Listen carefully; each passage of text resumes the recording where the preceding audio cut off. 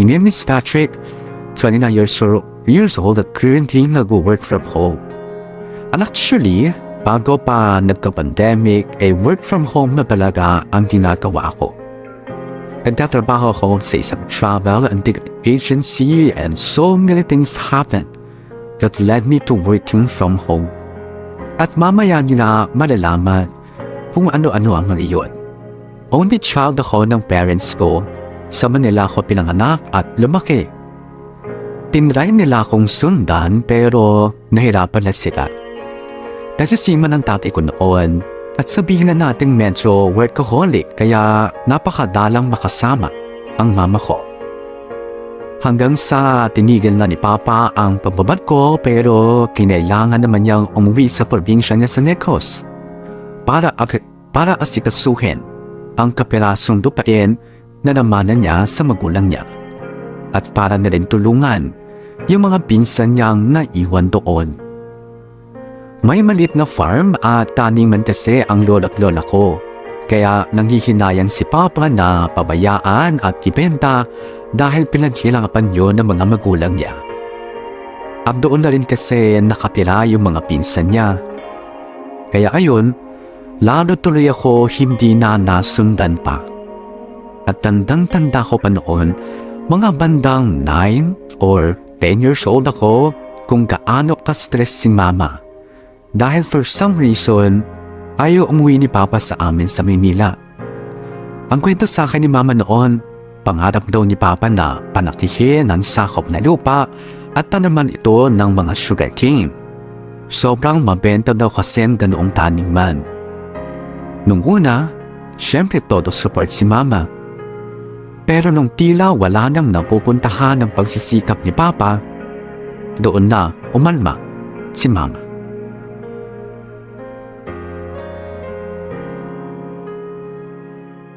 Patrick, tara. Doon tayo sa court. Basketball. Hindi ka na. Sige lang. Kayo na lang. Uwi na ako eh. Wala? Daya, wala naman tayong pasok bukas eh. Birthday ng mama ko, sira. Kakain kami sa labas. We, parang nung isang linggo lang birthday ng mama mo ha. Sira, hindi ako yun. Ngayon talaga birthday ng mama ko. Isang game lang eh. Isang game ka dyan. Antayan pa sa court. Nagpa-reserve ba kayo? Hindi, pero... Kitams? Mahabahabang antayan pa. Pagagalitan ako ng mama ko eh. Oh, kaya na lang ng kwek-kwek, dali. Narinig ko kasi kanina, pupunta sila Barbie dun sa bilihan ng milkshake eh. Katabi yun ang paborito nating kwek-kwek, di ba? Ang kulit. Sige na, aalis na ako. Daya, Bawi ako sa Monday. Bye! Ma? Dito na ako, Ma. Ma? Punyemas ka! Hindi ka marunong tumupad sa pangako mo! Huh? Si Mama ba yun? Bakit parang may kaaway? Puntahan ko na nga sa kwarto niya. Ma? Kahit kailan talaga wala ka nang inatupag kundi ang letseng lupa na yan! Na wala naman tayong napapala! Kung maghanap ka kaya na matinong trabaho, no? Nauubos na ang ipon natin, kakaasa mo na yayaman ka sa lupang yan! Ibenta mo na yan! Bumalik ka dito sa Maynila! Rose naman, akala ko ba susuportahan mo ako sa mga plano ko? Nag-usap na tayo, di ba? Mateo! 1 taon lang ang usapan natin, 2 taon na ang lumipas. Baliw na baliw ka pa rin dyan sa lupang yan! Pati pera ko nagagalaw mo na! Ano bang iniisip mo ha? Magiging hasyendero ka sa kakarampot na lupang meron ka? Alam mo namang umaasa din dito yung mga anak ng kapatid ni Papa. So sila balak mong alagaan, suportahan at samahan hanggang sa mamatay ka. Samantalang kami ng anak mo dito, binaliwala mo na. Hindi ko naman kayo binabaliwala, di ba? Nagpapadala naman ako ng mga panggastos nyo. Pag hindi ka kapos, Umuwi naman ako dyan tuwing kailan? Kada Pasko? Tong damuhong to, feeling OFW, nandyan ka lang naman sa Negros. Rose naman, yung pamasahe pa lang sa aeroplano, ibibigay ko na lang panggastos nyo. Kung naghahanap ka na lang kasi ng matinong trabaho, at hayaan mo na yung mga pinsan mo dyan. Mahirap ang buhay nila, Rose. At bakit? Buhay mayaman ba tayo? Sakto-saktuhan lang din naman tayo pero papunta na tayo sa paghihirap. Yung ipon ko, Mateo, yung ipon ko nagalaw na. Para kay Patrick yun, para sa pag-aaral niya. Ito porket hindi ko nabigyan ng regalo sa birthday kung ano-ano mga pinagsasabi. Sira ulo! Hindi na ako umasa sa'yo. Ang nakakasama lang ng loob, ayos lang sa'yo na hindi mo kami nakakasama ng anak mo. Birthday niya! Birthday ko! Wala ka sa tabi namin! Rose, konting pang-intindi lang ang kailangan ko. Pwes maghanap ka na lang ng ibang pamilya mo dyan. Total willing ka na may sakripisyo kami alang-alang sa walang katuturan mong pangarap. Che! Mama, Oh, Patrick, kanina ka pa dyan? Ano, halika na. Kain na tayo sa labas. si Papa po, kumusta? Ay, nako. Huwag mo na alamin yung tungkol sa tatay mo. Today is my day. Huwag na natin pag-usapan ng taong wala naman dito. Kaya halika na, alis na tayo. Saan mo gusto kumain, ha? Kahit saan, Ma. Yung sa gusto niyo po, syempre. Okay, sige. Doon tayo sa may masarap na pasta. Ma. Hmm? Happy birthday po. Ito po, oh. Regalo ko. Ma, ayaw niyo po bang may regalo ako? Hindi. Akin yan. Ano ba to, ha? Huwag kang mag-expect, Ma. Yan lang po yung kaya ng naipon ko, eh. Hairbrush? Yan po yung palagi niyong tinitingnan na hairbrush sa mall, di ba po? Kaso, sabi niyo, mahal masyado. Kaya, yan po yung naisip kong bilhin. Mali po ba? Ayaw niyo po ba? Ano ka ba, Patrick? Siyempre, gusto ko to. Gustong gusto. Nagulat lang ako kasi hindi ko ina-expect na reregaluhan mo ang mama mo. Hindi ka tulad nung... Basta, nagulat lang ako. Pero syempre masaya ako. I appreciate this, sobra. Happy birthday, Ma! Thank you, Patrick. Thank you, anak.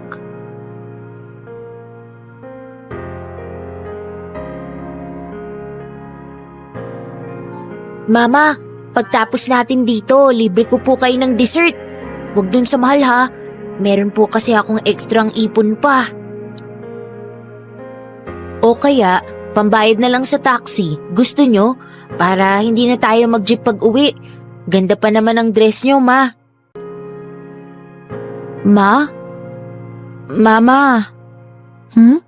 Ano iniisip nyo, Ma? Ay, may sinasabi ka ba?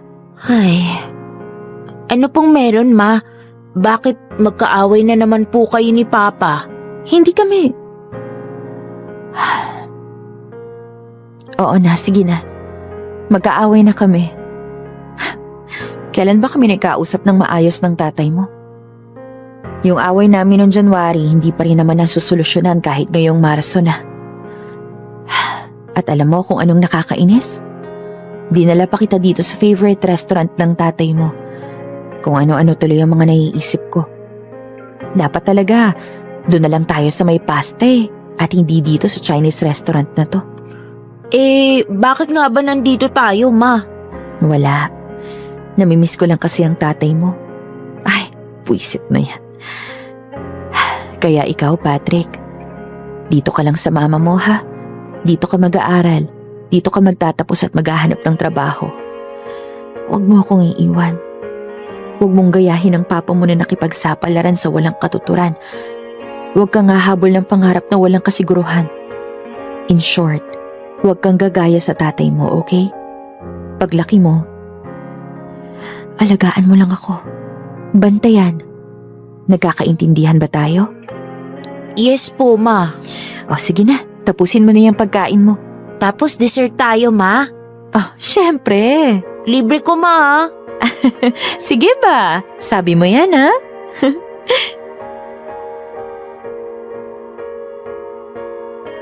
Si mama nga ang tipo ng babae na mabuting asawa, napakabuting ina lalo. Pero matapang siya at palagi niyang bina-voice out kung ano ang nararamdaman niya. At during that time, ramdam ko yung sobrang pangungulila ni mama kay papa. My mother loved my father so much. Pero kita kong napapagod din siya kakaantay kay papa. Kakaantay at kakapautang. May trabaho kasi si Mama dati pero pinatigil siya ni Papa. Malaki-laki ang naipon ni Mama para na rin sa pag-aaral ko. Ang kaso, naihiram ni Papa yung pera para pampondo doon sa maliit na taniman sa probinsya. Ang problema nga lang, hirap pa rin si Papa na itaguyod yung mga plano niya. Eventually kasi, sumuko din si Papa sa farm. Nagkautang pa nga, imbes na kumita. Kaya napilitan si Papa na humanap ng trabaho sa ibang bansa. Para sa kinabukasan ko, at sa kinabukasan ng mga kamag-anak ni Papa na pinangakuan niya ng magandang buhay.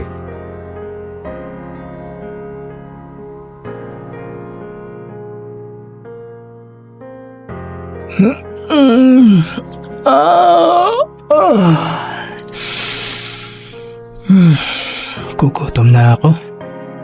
Alas 8 na pala. Nakapagluto na kaya si Mama? Asan ba si Mama? Nasa sala. Ma, anong breakfast? Alam mo, pwede naman eh. I can prepare dinner for us. Ikaw lang naman to masyadong choosy. Sabihin mo lang if game ka. I'm more than willing. I'm ready. Ma, Uy, Patrick, gising ka na pala. Breakfast tayo? Hello? I have to go. Gising na si Patrick. Magbe-breakfast na kami. Tawag ka mamaya, okay? Sige. Sige, oo. Alright. Bye. sino yun, Ma? Wala. Friend ko. Nagpaplano kasi kami mag-get together. Ano nga palang gusto mong breakfast? Kanin o tinapay? May tasty pa ba tayo? Oo, meron. I-toast ko. Gusto mo? Hindi, Ma. Palaman na lang po. Okay, sige. Eto, cheese, oh. Eto, peanut butter. Mamili ka na lang. By the way, Nak, di ba nung isang araw nagpapaalam ka sa akin na makiki-overnight sa pinsan mo? Yes, Ma. Kailan yon? Kayo po kung kailan niyo po gusto. Mamayang gabi, gusto mo? Kasi Sunday bukas, hindi mo kailangan magmadali umalis. Pwede naman po. Kasi sakto may mga kaibigan akong pupunta dito. Barkada ko ng college. Ang tagal ko nang hindi nakikita eh. Sige po, Ma. Sabihan ko na po si Kuya Chris na sa kanila ako matutulog mamaya. Kaya pagkatapos mong kumain, tulungan mo ang mama mo na maglinis, ha? Para naman hindi nakakahiya sa mga bisita ko. Sige po, Ma.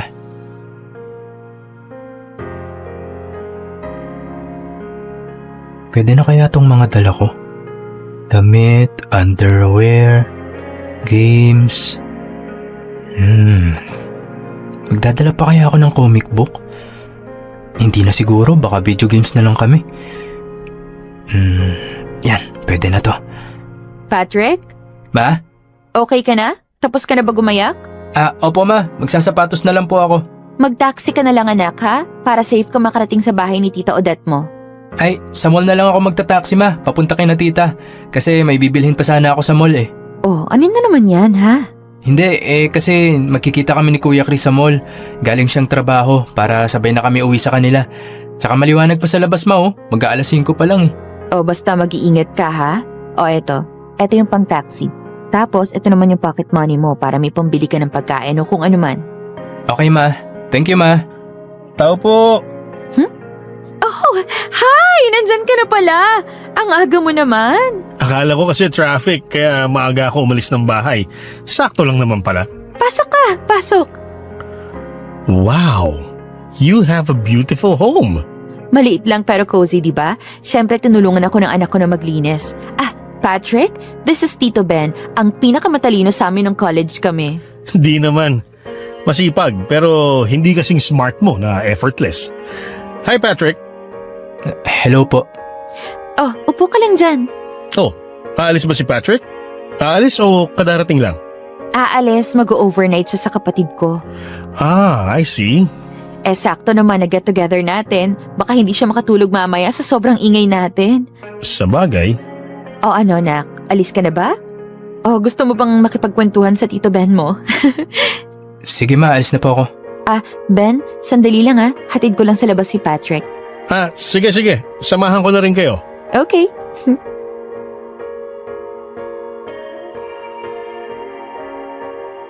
Patrick, malapit na tayo sa bahay niyo. Gising na. Ay, opo tita. Gising naman na po ako. Ikaw naman kasi. Bakit ka ba nagmamadaling umuwi? Linggo naman ngayon. Tapos puyat pa kayo ng mga pinsan mo. Baka po magalit si mama kapag hindi niya ako kasama magsimba eh. O kamusta mo na lang ako kay Rose ha? Hindi na ako pwedeng bumaba at kailangan kong mag-grocery ka agad. Wala pang tanghalian yung mga bakulaw sa bahay. Sige po tita. O eto na tayo. Thank you po tita. Welcome. Regards mo ako sa mama mo ha? Tawagan niya ka mo ako mamaya. Okay po.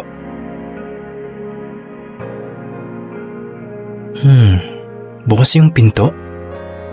Baka naglilinis si mama. Ma?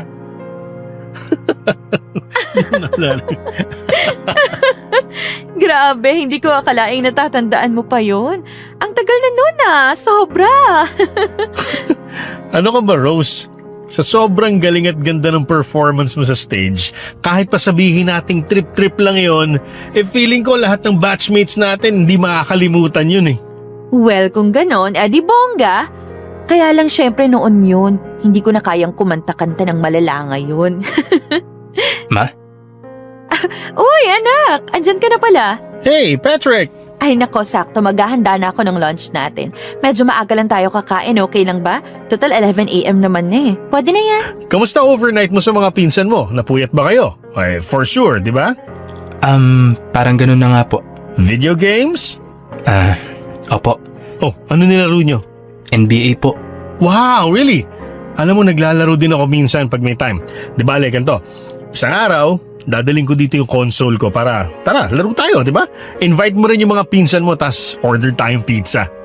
Oo, bago usapang laro, kain na muna. Dito po kayo natulog, Tito Ben? Nag-overnight po kayo dito? Oo. Lahat kaming bisita ng mama mo actually. Nauna lang umuwi yung iba, anak. Kasi Sunday, family day. Etong si Ben kasi, paano ko ba sasabihin?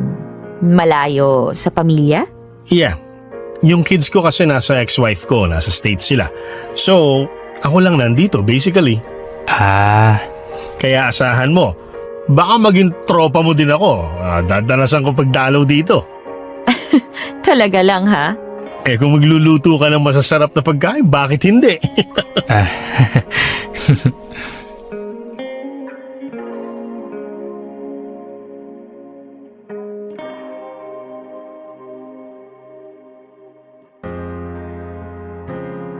I think I was around 12 or 13 years old when I first met Mama's special friend.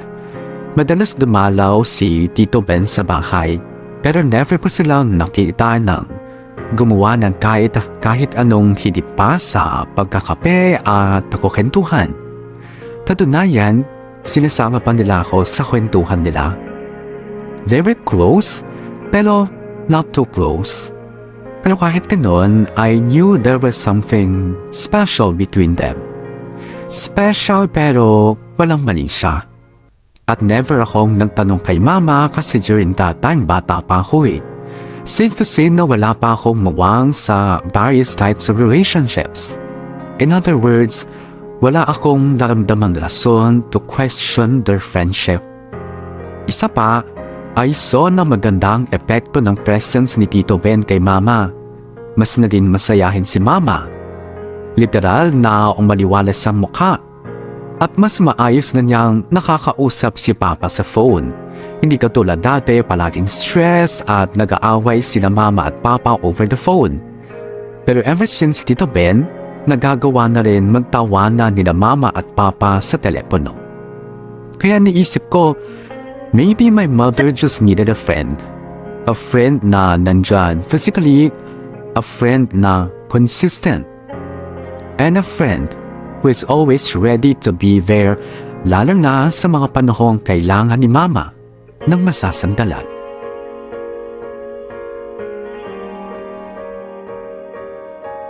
Ma? Dito na ako, Ma. Hey, Patrick. Uy, Tito Ben, nandito po pala kayo. Laro po tayo. Gusto ko sana kaso I don't think it's the right time to have fun. Po? Bakit po? Yung mama mo kasi hindi maganda ang pakiramdam. May sakit po si mama? Hindi. Okay naman siya. I mean, no, she's not okay. Pero she will be. Nasa kwarto siya nagpapahinga. Bale, dito muna ako. Ako muna mag-aasikaso sa'yo kung may mga kailangan ka. Ano pong sakit ni mama?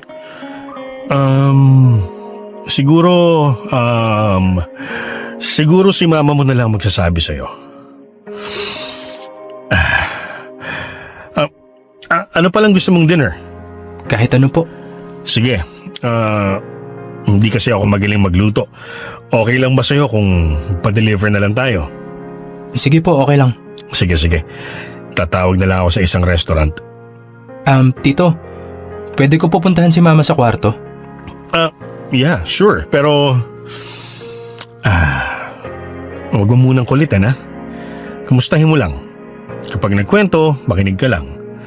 Pero, pag pagod ang mama mo at gusto magpahinga, hayaan mo siya ha. Sasabihin din naman ang mama mo sa'yo. Okay po. Sige, pasok ka na sa kwarto niya. Order na lang ako ng dinner natin.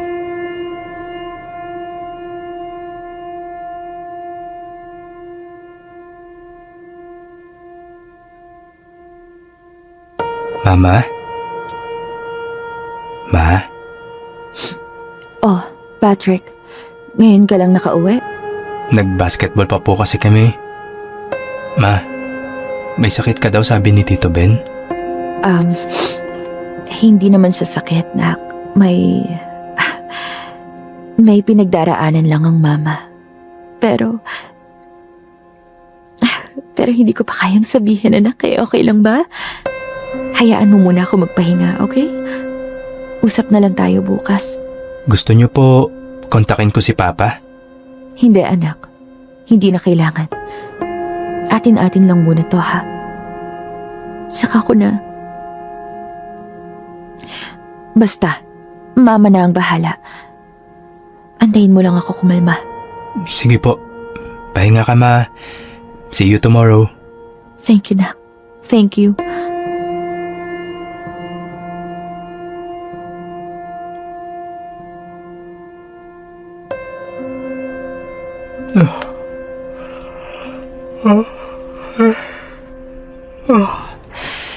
Gugutom na ako. Sana may tinapay pa. Hey, Patrick. Good morning. Pasensya ha. Medyo magulo pa yung sala. Hindi ko pa naitutupi yung mga kumot na ginamit ko. Diyan po kayo sa sala natulog, Tito? Oo pero nagluto muna ako ng breakfast nyo ng mama mo tsaka naligo. May kailangan kasi akong puntahan for work. Sige po. Ako na po magliligpit sa sala. Kumot lang naman po tsaka isang unan eh. Pasensya ka na ha. Wala pong problema. Nga pala, eto yung breakfast mo. Eggs and sausages. Tapos itong sopas, in-order ko lang to last night. Madami-dami pa naman. Initin mo na lang para yan sa mama mo ha. Tapos subukan mo makabalik ng lunchtime. Pero pag hindi mo kaya, padadalan ko na lang kayo ng pagkain ha. Wag na po, Tito. Ako na pong bahala. Kaya ko naman po eh. May bilihan naman po ng mga ulam sa kanto. Hindi, ano ka ba? Tutulungan kita, lalo pat hindi maganda pakiramdam ng mama mo. Si mama po, tulog pa? Gising na, nandiyan sa kwarto niya. Patrick, eto pala eto yung mga gamot ng mama mo. Itong maliit na tablet, every 6 hours ha. Tapos itong isa, every 8 hours. Pero susubukan ko namang dumaan mamaya, tsaka tingnan natin if dito ulit ako matutulog mamaya. Tito, ano po ba talagang sakit ni mama? Sabi ko naman sa'yo, si mama mo na bahala magsabi. Basta, alagaan mong mama mo. Bantayan mo, huwag mong iiwan, okay? Huwag ka munang aalis ng bahay. Sige na, kain ka na ng breakfast para madala mo na rin ang mama mo. Aalis muna ako ha, at tatawag-tawag na lang ako. Okay po.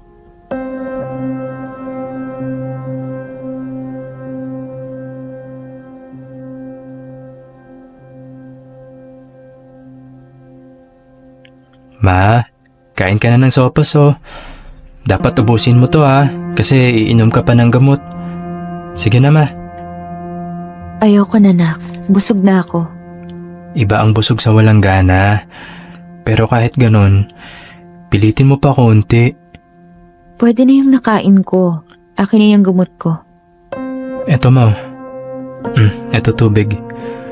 Sige na, ilabas mo na yan. Hugasan mo na rin, ha? Akong bahala, ma. Ma. Pwede ko na po bang malaman kung anong sakit nyo? Kinakabahan na po kasi ako eh.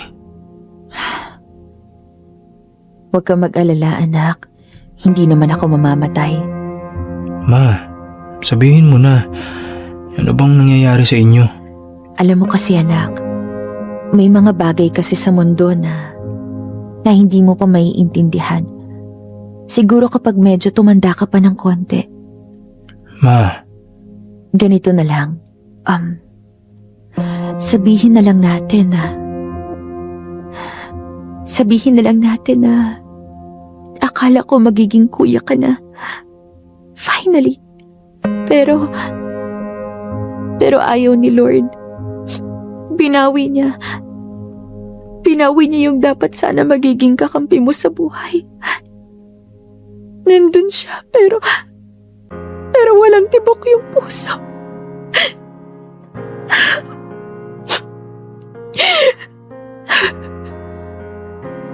Basta anak, atin-atin lang muna ha. Basta wag mong iiwan ang mama. Kailangan kita ngayon. Kailangan kita. Kasi ikaw lang yung nag-iisang baby ko. Ikaw na lang.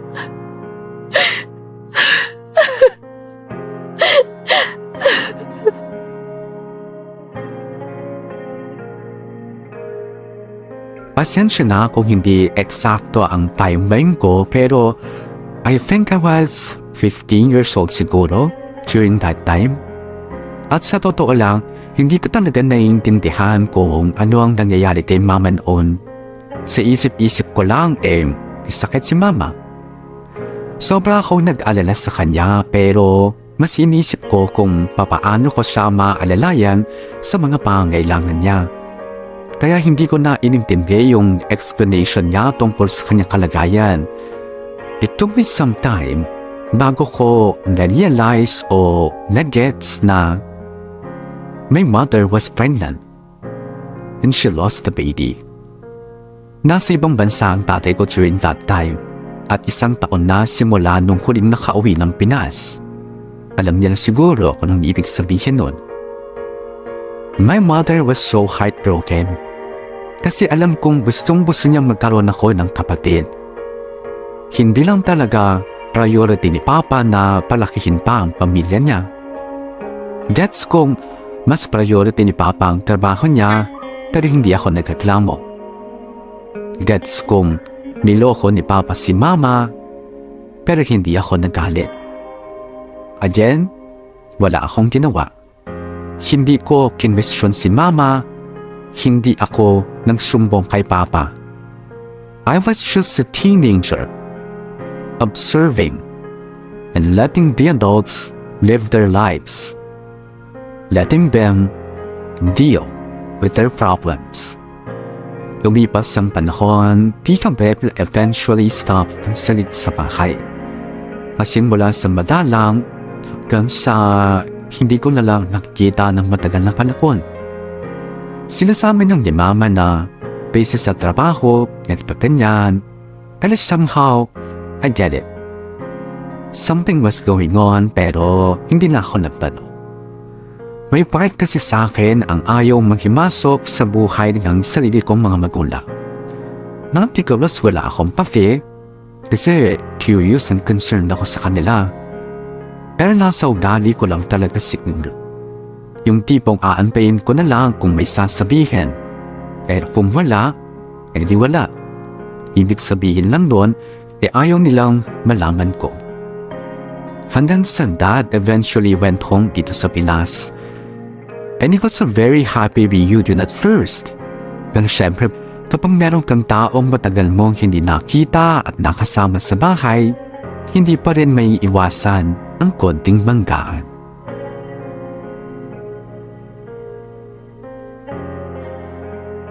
Good morning, Ma. Morning pa. Oh, kain na. Papasok ka na ba sa school? Opo. Oh, sige, kain na. May palaman pa po ba? Oo, sa likod ng lagayan ng kutsara at tinidor. Okay po. O ano anak, yan lang ba ang kakainin mo? Bakit hindi ka kumain ng kanin? Oh, may sangag, itlog, tsaka corned beef. Hindi po. Thank you po. Okay na po ako sa tinapay. Pansin ko, puro tinapay ka lang sa umaga ha. Ano yan, paborito mo? Opo pa. Paborito, baka naman sinanay ka lang ng nanay mo. Ha? Kaya ang payat mo, Patrick Tignan mo nga sarili mo, anak ko. Nung kasama mo ako noon, ang lusog-lusog mo. Pero nung kayo na lang ng mama mo, ewan ko ano nangyari. So anong gusto mong sabihin? Pinapabayaan ko si Patrick? Hindi yun, Rose.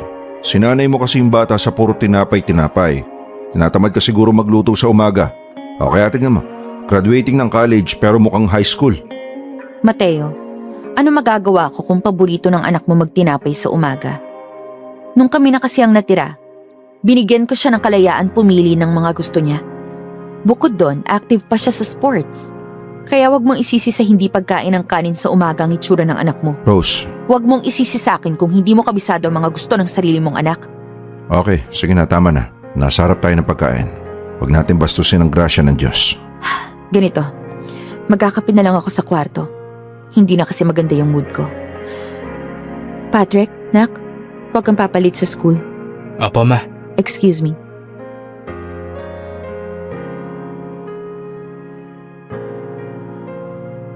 Nak?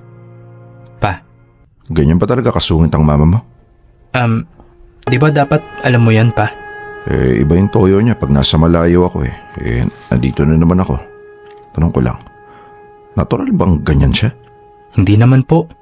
Ikaw naman kasi pa, inasar mo Uy, hindi Gusto ko lang kasing malaman bakit hindi ka nasanay kumain ng kanin sa umaga. Patrick, yung totoo. Hindi nagluluto mama mo, no? Nagluluto pa. Ayoko lang talaga ng kanin sa umaga. Ayoko napapagod si mama. Sige po pa, una na po ako. Sige na, ingat.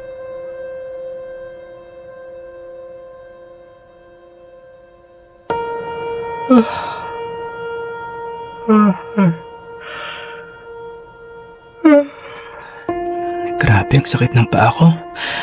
Mali ata ako ng bagsak kanina sa basketball Ay, sa wakas malapit na ako sa bahay. Bababad ko na lang siguro tong paa ko. Baka mamaga kinabukasan.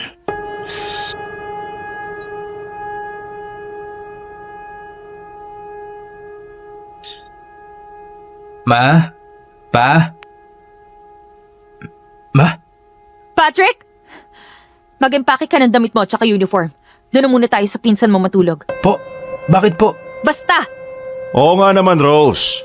Bakit kayo dun matutulog, ha? Iniiwasan mo ako? Tapos idadamay mo pa yung anak ko? Alam mo ikaw? Bakit ba ayaw mo akong tantanan? Buong araw mo ako binibuwis at wala ka nang sinabing maganda.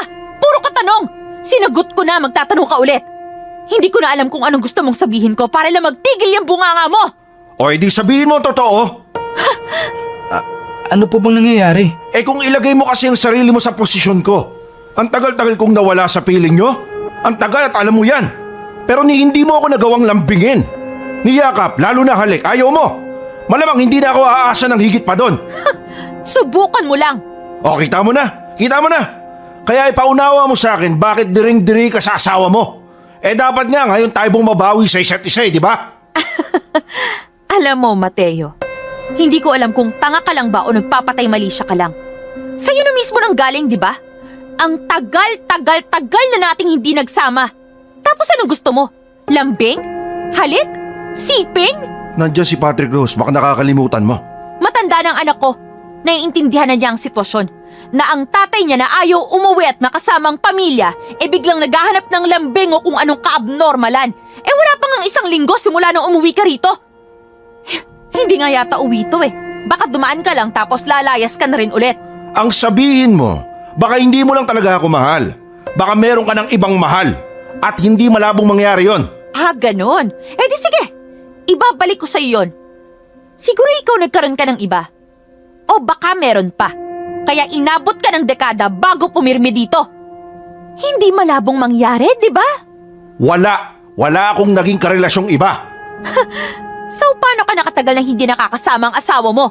Teka nga, so ano ba gusto mo mangyari ha? Kung wala akong karapatang humingi ng lambing sa asawa ko, anong gagawin ko? Kailan ako magkakaroon ng karapatan? Ha? Sige nga. Subukan mong manatili dito ng ilang buwan ang hindi lumalayas.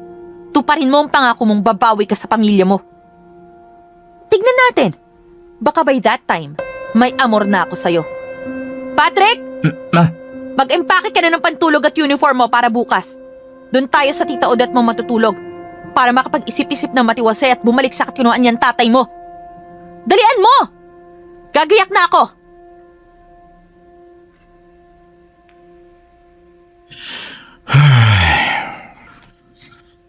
Patrick, po. pwede ba kita makausap? Siyempre po. Anak, may tatanong ako sa'yo. At gusto ko sagutin mo ako ng katotohanan. Tatay mo ako. Alam mo naman sigurong mahal na mahal ko kayo ng mama mo, hindi ba? Umalis ako, nagpunta sa malayo para makapaghanap buhay ng maayos, para mapag-aral kita, para may makain kayo at hindi mahirapan ng mama mo. Tama? Opo. Kaya naiintindihan mo naman siguro ang posisyon ko, hindi ba? Pa, ang totoo, naguguluhan po ako eh. Ano po bang nangyayari sa inyo ni Mama? Sige, ganito na lang anak. Gaya ng sinabi ng mama mo, matanda ka na. Kagraduate ka na nga ng college eh. Kaya alam kong madali sa yung intindihin kami ng mama mo. Kaya sana sagutin mo ang tanong ko. Ano po yun, Pa? Nagkaroon o meron bang ibang lalaki ang mama mo? Habang wala ako. Sagutin mo sana ng tapat, Patrick.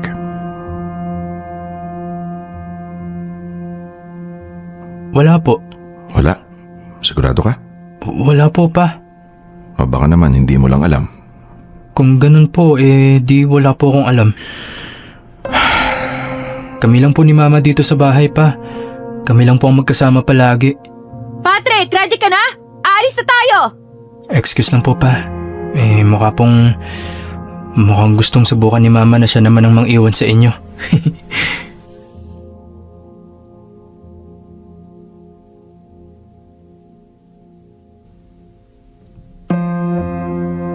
I protected my mother and her secrets. Why? I just thought that was the right thing to do during that time. I don't hate my mother.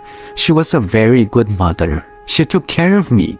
Never niya akong pinabayaan at ramdam kong mas mahal niya ako kaysa kay Papa at kay Tito Ben.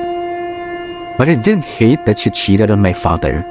Yun lang ang nakita kong kapentasan niya. Ang papa ko naman, he was a kind and gentle man. Palagi niya akong kinakamusta. Lahat ng gusto ko, ginagawa niya ng paraan para maibigay sa akin. Not that I'm a spoiled brat, pero never akong nanganib na hindi makapag-aral. Never akong nagutom, and I owe it all to his hard work. Kaya masakit na nagloko ang mama ko, pero somehow, I felt like Dad deserved it a little. Kasi Dad was a workaholic man. He loves working, and he prioritized his work more than anything. More than anyone. Parang kailangan palagi siyang merong goal. Merong kailangan gawin, merong patunayan. In short, hindi ko naramdaman kay Papa ang kagustuhang makasama kami. He's a good provider, but an absentee provider. Kahit nung nasa bahay siya, hindi siya mapakali. Parang may mga gusto siyang gawin na hindi ko maintindihan. Hindi na kayang pumirme at mamahina na napakatagal. Our lives changed when Dad came home to live with us for good. Pero lalong nagbago nung si Mama naman ang umalis for good.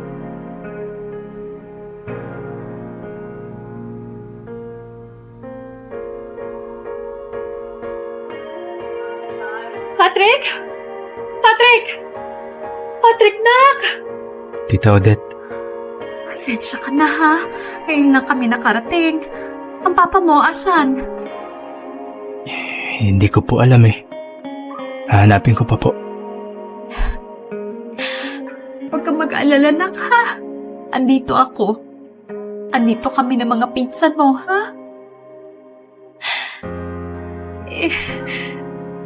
Si Rose. Si Rose, asan si Rose? Nasa loob pa po ng kwarto. May mga hospital staff po eh. Ayoko pong makita kung anong ginagawa nila. Ganito na ka. Hanapin mo ang papa mo. Ako nang bahala sa mga gagawin dito, ha? Hanapin mo ang papa mo. Samahan mo yung papa mo, ha? Sige po.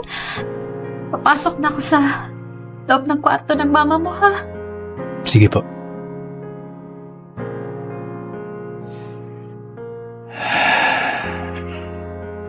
Nasaan naman kaya ang tatay ko?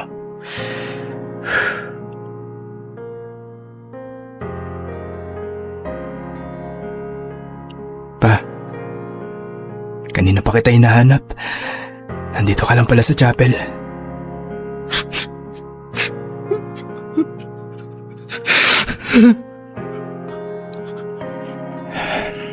Bakit ka umalis? Iniwan mo ako sa kwarto. Kung ano-ano pinagsasasabi ng staff. Wala naman ako maintindihan. Tsaka, dumating si Tita Odette. Kanina ka pa din hinahanap. Si Tita na nag-aasikaso. Siya na daw pong bahala sa lahat. Para daw makapagpahinga na tayo. Pero kailangan ka pa rin doon. May mga pipirmahan ka pa. O ano daw? Ikikremate ba ang mama mo? Hindi daw po, sabi ni Tita Odette. Sayang daw po yung ganda ni Mama. Bakit naman ganito, anak? Isang taon lang yung binigay sa akin para makasama yung mama mo. Isang taon lang tapos ganito. Ganito lang ito na yun. Kung hindi ba ako buhay, mas mahaba ba ang buhay niya? Ha? Kasalanan ko ba? Paano malas ba ako? Kasi ayos naman siya nung wala ako, di ba? Pero ito, dumating lang ako. Pumicture lang ako. Ganito na yung nangyari. Sana pala hindi na lang ako umuwi. Sana pala nanatili na lang ako sa malayo. Sana hindi na lang ako bumalik.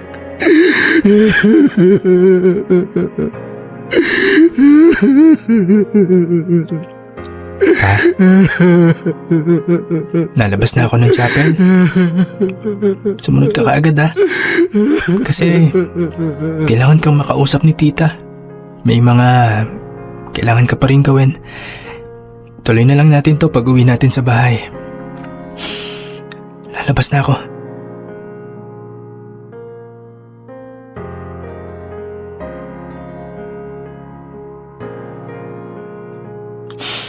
Yun talaga iniisip mo pa? Na mas mabuting di ka na lang umuwi? Imbis na na-realize mo na sana umuwi ka ng mas maaga para mas mahabang panahon mo pa nakasama si Mama. Dahil alam naman natin na umuwi ka man o hindi. Hanggang dito na lang talaga buhay ni Mama. Tapos ngayon sising-sisi ka pa? Sising-sisi pero parang ikaw pa yung naagrabyado. Feeling mo kung hindi ka umuwi, buhay pa si Mama? Pa, hindi ka ganun ka-espesyal para maapektuhan ng haba o ikli ng buhay ni Mama. Sana umuwi ka na lang sa amin.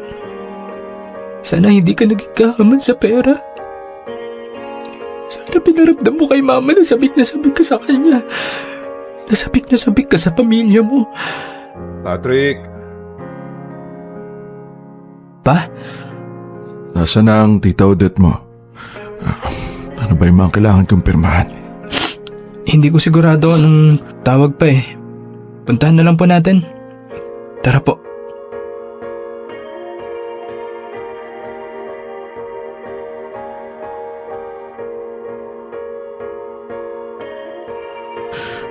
Patrick, kisingin mo na lang ako bukas kapag kailangan na natin umalis, ha? Sige pa. Matutulog na ako, pero sa sala muna ako matutulog. Parang hindi ko pa kaya sa kwarto namin ng mama mo. Kabahala pa. Magpapahinga na rin po ako. Sige, anak. Parang ayoko matulog dito. May tumatawag. Sino to? Number lang? Hello? Hello? Patrick? Sino po sila? Tito Ben mo to, Patrick. Kayo po pala, Tito Ben. Paano niyo po nalaman number ko? Nakuha ko sa Tita Odette mo. Kilala po kayo ni Tita Odette? Yes, since college. Ano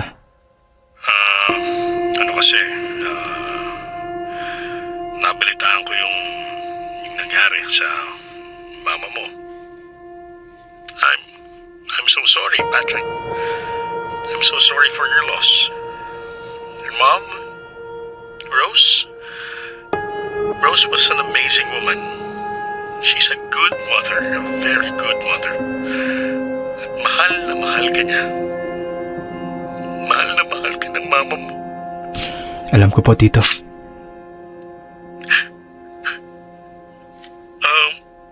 This is my number. Paki-message na lang ako kung saan yung wake ng mama mo, ha? Okay lang ba? We had a wonderful friendship.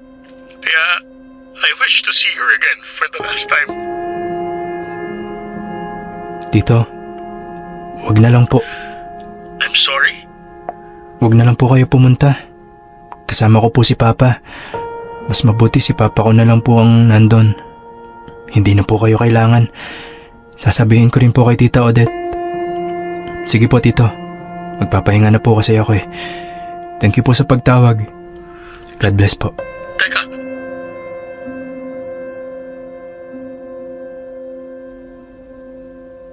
My mother died of cancer at napakabilis ng pangyayari.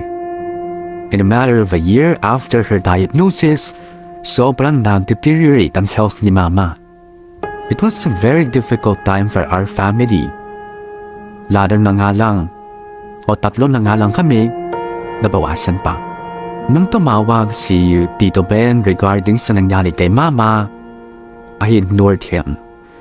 Hindi ko pinayagang maging parte siya ng huling pamamaalam namin kay Mama.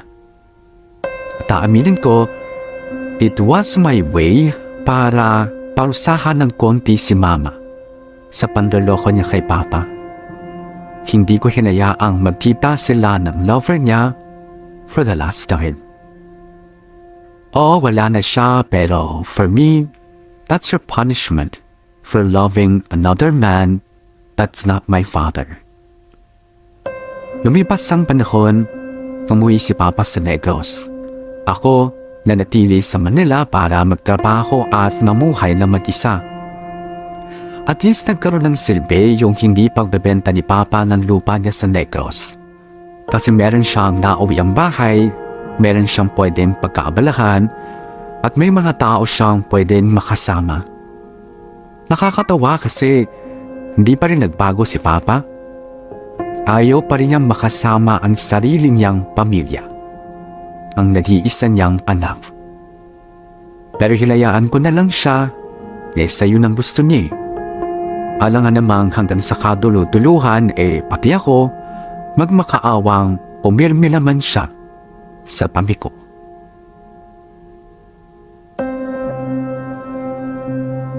Patrick! I need your help! I need your help! Nabura ko sa folder ko yung mga files na kailangan i-print para sa meeting natin mamaya. Pero, di ba sabi mo gumawa ka ng backup ng dito sa laptop ko? Asan na? Oh my God! I-update ko pa yung nakasulat doon. Alam mo ikaw, palagi ka na lang nakakabura ng files. Gaano ka ba kapasmado at di mo makontrol yung pagpipindot mo? Oo na, sige na. Dalian mo na, tulungan mo na ako. Iwan mo dyan yung laptop mo. Ako nahahanap, ako na rin magpiprint. Tatapusin ko muna tong akin syempre bago ko atupagin yung sa'yo. Oh, sige, push. Balitaan mo ako ha. Lilibre na lang kita ng kape. Love you! Ano ba tong mga tao sa opisinang to? Parang mga bata lahat. Kailangan alalayan, bantayan, paalalahanan. Diyos me.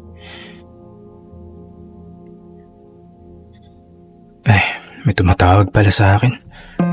Pag ito, hihingi na naman ng pabor. Pinsan ni Papa? Sagutin ko nga. Hello po? Oy, hello Patrick. Kumusta ka na? Ayos lang po. Bakit po kayo napatawag? May nangyari po ba kay Papa? Asa po siya? Ay, naku anak. Huwag ka na mag-alala. Ayos lang naman ang papa mo. Sa ngayon, ha? Bakit po? Ano po meron? Asan po si Papa? Nandito naman siya sa bahay. Natutulog ngayon. Buti nga at nakatulog na. Pero anak, baka pwedeng madalaw mo ang papa mo. Ay, syempre po. Umuwi naman po ako, di ba? Hindi, kasi napapansin namin na palala ng palala ang papa mo. Di ba nung una ikaw nagsabi na ang tahimik ng papa mo palagi? Opo. Pero ngayon kasi anak, nakangayayat na siya ng sobra eh. Hindi palakain. Tsaka halos hindi na natutulog. Kumikilos naman sa umaga. Pupunta sa taniman, sa ganyan. Pero hindi kumakain ng sapat. Palagi ding wala sa oras ang kain. Madalas tubig lang ng tubig. Palaging balisa. Hindi makatulog sa gabi. Lalim na nga ng matay. Teka, kailan pa po nag-umpisa yan? Sa 7 buwan niya dito, mga 3 buwan na siyang ganyan. Dinala nga namin sa ospital para ipa-check up. Wala naman daw sakit. Naisip ko baka sa utak ba? Gets mo ba? Opo. Pero ikaw ang mas nakakaalam yan. Kailan ka ba makakauwi dito? Bale, sige po, mag-emergency leave po ako. Bukas ng gabi ho, makakabiyahe na ako pa uwi. Tatapusin ko lang po yung mga dapat kong tapusin. Sige na. Ayos yan. Para matingnan mo agad itong papa mo. Sige po. Paantay na lang po ako. Salamat po sa pagtawag at pag-update. O siya, sige. Ingat sa biyahe ha. Ayaw kami kausapin ng papa mo eh. Baka sakaling magsalita sa'yo kapag nakita niyo yung nag-iisa niyang anak.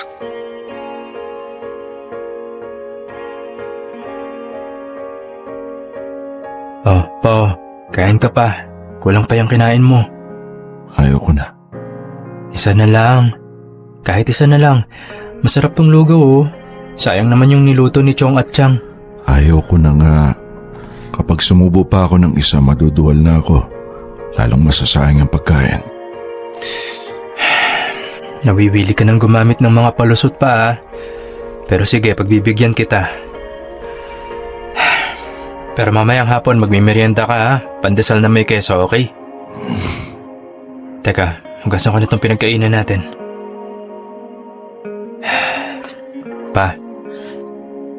Pa, gusto mo bang sumama sa akin sa Maynila? Doon ka na sa akin tumira? Ayoko. Feeling ko lalo ka lang malulungkot sa lugar na to eh. Ang ganda nga ng view pag masaya ka. Pero pag ganyan, gaya mo, lalo lang nakakalungkot. At least sa Maynila, maraming tao, maraming ilaw. Marami kang pwedeng puntahan tsaka kausapin. Hindi ka mawawalan ng pwedeng gawin. Ang mawawala lang sa'yo ay yung time mo para magmukmuk. Ayoko nga. At saka isa pa, ang pinaka-importante sa lahat, kasama mo pa anak mo. Kasama mo ako. Merong mag-aalaga talaga sa'yo. Tsaka pa, hindi ka na bata. Baka hindi mo namamalayan. May sakit ka na or what? Maraming malapit na ospital sa apartment ko. May malapit na grocery, mall, mga restaurant. Tsaka malapit sa workplace ko pa. Kaya pwede tayo magsabay kumain anytime. Pwede kang magtrabaho doon kung gusto mo. Sabi ko nga sa'yo, marami kang pwedeng gawin. Kung gusto mo magnegosyo, pwede rin. Pag-iipunan ko. Ang importante, magkasama tayo pa. Yun lang naman yun eh. Sa ayaw ko nga. Ayaw mo sa lugar o ayaw mo sa anak mo? Sus. Paano bang problema? Hindi mo rin maiintindihan. Hindi na ako bata pa. Matanda na ako. Lahat ng bagay maiintindihan ko. Basta sabihin mo lang ng maayos sa akin. Kaya pa, uulitin ko yung tanong, ano bang problema? Ano? Si Mama ba? Kasi nagkaganyan ka lang simula nung mawala si Mama eh. Nalulungkot ka pa rin? Sige, naiintindihan ko. Ganun din naman ako eh. Pero para pabayaan mo yung sarili mo ng ganyan, baka bukas makalawa. Susunod ka na kay Mama. Ay, di maigi. Maigi? Bakit?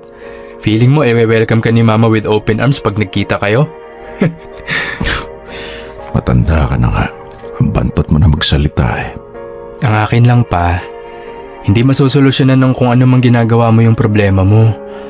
Kaya nga sinasabi ko sa'yo eh, sabihin mo sa akin, para akong tutulong sa'yo. Hindi makakatulong yung pati ikaw ay mawala na sa mundong to. Para ka namang walang paki sa akin eh. Well, baka nga wala kang paki sa akin. Gusto mo na namang umalis. What's new? Alam mo ikaw, ganyan ka magsalita kasi hindi mo nararamdaman yung nararamdaman ko. Which is? Nilala mo ng konsensya, Patrick. Yung inuusig ka ng mga pagkakasala mo, pagkukulang mo sa isang tao. Pero wala ka ng pagkakataon para makabawi. Hindi mo nagawang punan ng kulang. Hindi mo na ibigay yung nawawala. At higit sa lahat, hindi ka nakahingi ng tawad kasi wala na eh. Natapos na yung laban. Hindi pa nga ako nakakatira ng alas ko, talo na ako. At lahat yun, Patrick, lahat yun tumatakbo sa isip ko 24 oras. Gustuin ko mang matulog pero hindi ako pinapatulog ng imahe ng nanay mo. Wala akong makita kundi yung malungkot niyang mukha, yung galit sa mga mata niya. Wala akong nagawa para mapasaya yung mama mo. Sa buong pagsasama namin, puro sama ng loob yung binigay ko. Hindi ko na kaya, Patrick. Hindi ko na kaya. Kaya sinasabi ko sa mama mo, tama na. Kunin na lang din niya ako. Ano pang silbi ng buhay ako kung patay na yung mama mo?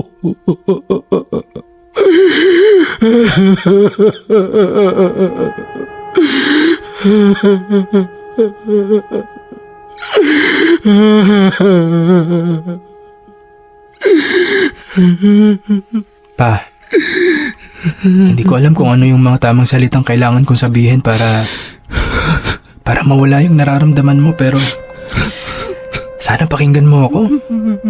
Pakinggan at paniwalaan. Oo, tama ka. Marami kang binigay na sama ng loob kay Mama. Yung mga panahong nagmamakaawa siyang umuwi ka na pero ayaw mo pa rin. Pero gusto kong malaman mo na naging masaya si Mama sa buhay niya. Maraming beses siyang tumawa, nagalak, at masasabi kong naging kontento siya sa buhay niya. Hindi puro iyak si Mama. Marami din siyang saya. Sobrang dami.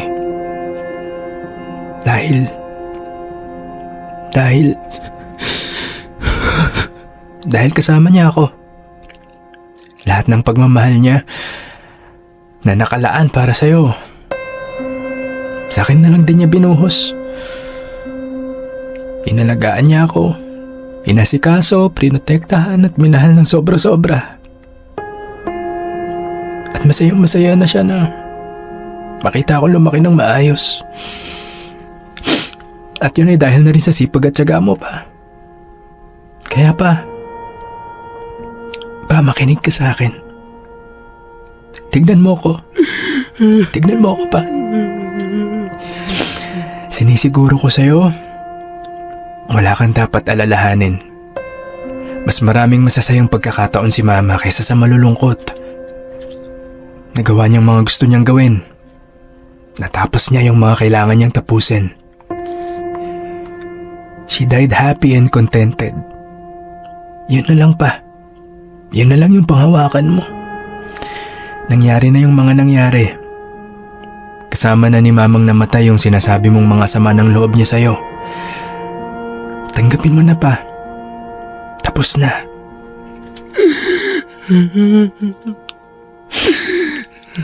Ang hiling ko na lang sa'yo, pa. Doon ka sa buhay bumawi. Hindi sa patay. Sa akin ka bumawi, pa. Kasi hindi ka lang kay mama nagkulang. Sa akin din. Kaya ito na yung pangalawa mong pagkakataon. Hindi mo man ako nakita lumaki. At least, baka pwede mo pa akong gabayan hanggang sa pagtanda ako. Hanggang sa kung kailan ang kaya mo.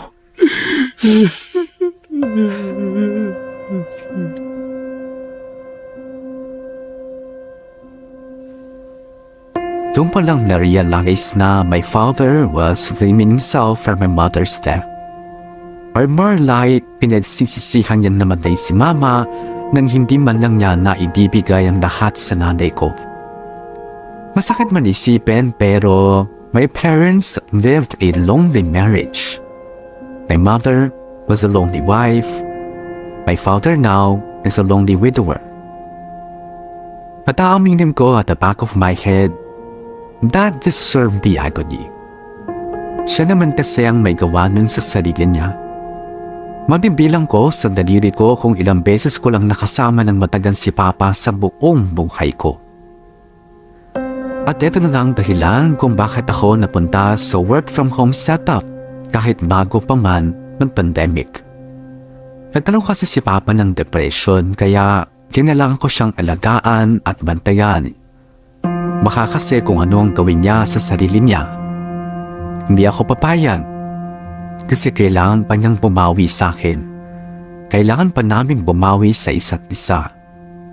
Dapat ma-realize niya na somehow, my mother died so he can step up as a father. Kahit pa sabihin nating matanda na ako, wala naman sigurong age limit ang responsibilidad mo bilang isang magulang. Hanggang dito na lang ang kwento ko. No happy ending kasi buhay pa naman kami. Okay naman na ang lagay ni Papa, pero hindi ko masabi kung nakarecover na siya sa mga pinagdaanan niya. Mahirap kasi magtiwala sa patawa-tawa at pangiti-ngiti ng isang tao. Kaya sana kahit papaano masama niyo kami sa prayers ninyo. Kami at yung mga katulad naming sitwasyon.